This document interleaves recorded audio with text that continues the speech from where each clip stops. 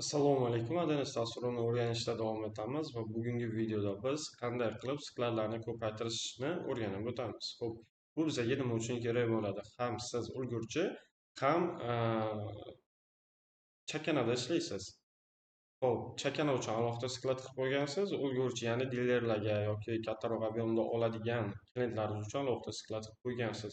Shunda bizga kerak bo'ladi. Bu eng oson yo'lini o'rgataman sizlarga.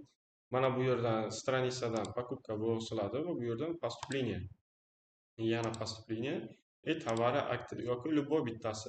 Va mana bu yerda sklad chiqib keladi. Mana bizda hozir ikkita skladimiz bor. Asosiy sklad bu yerda mana yozib qo'yibdi. Ikkinchi sklad.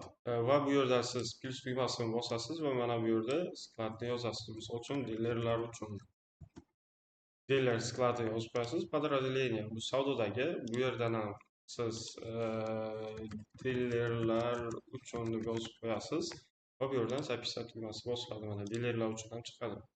Xo'p, qolgan yacheykalarni ham sizlarga kerakli bo'lsa belgilab ketishingiz mumkin. Misol отправитель mana оценка лицо kim mas'uldor.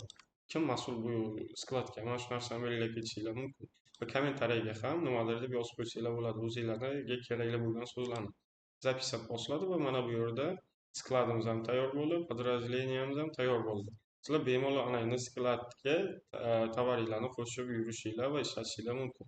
Kanalimizga a'zo bo'linglar. Har kuni yangi bilimlarni biz sizlarga ulashamiz.